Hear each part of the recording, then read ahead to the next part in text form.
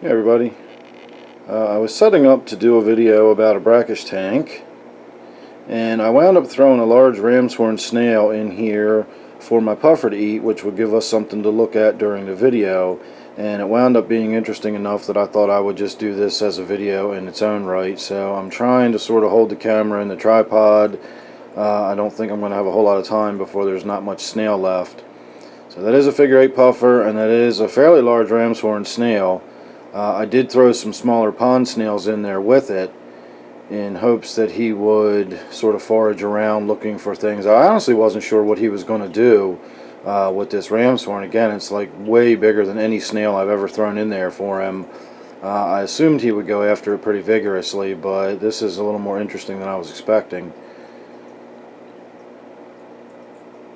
So figure 8 puffers are indeed brackish fish. That's what my video that I'm working on now is actually going to be all about, is some basics of a brackish system. I've been asked to do some how to set up a brackish tank type videos, and I don't really do step-by-step or how-to videos, but I will do a video, and I'm actually going to do it as soon as we're done watching this one, about brackish water, brackish animals, brackish systems. I'll go over everything you need to know to get a brackish tank up and running and started, but I'm not going to do it in a detailed sort of first you do this, then you do that sort of way. I just don't really do things like that. But I will go over a lot of details about what brackish water is, how the animals live in it, why you need to have it, all that sort of stuff.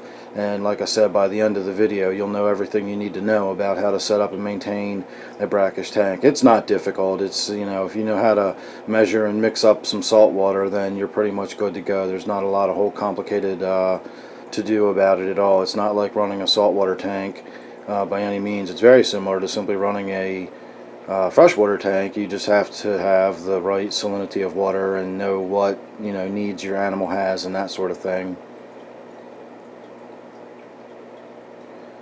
So this is about what I expected him to do, to try to get at it but not really be able to once the snail withdraws into the shell, because it's got a fairly large shell.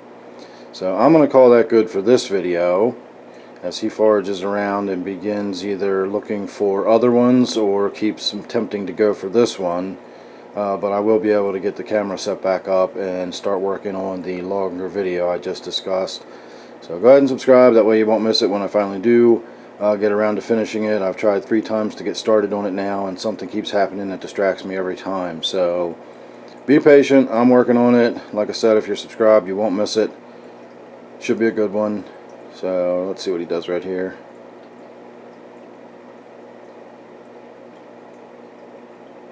I thought he was going to dash in and take a shot at it. Alright everybody, like I said, thanks for watching this one, and I hope to see you real soon on the next one.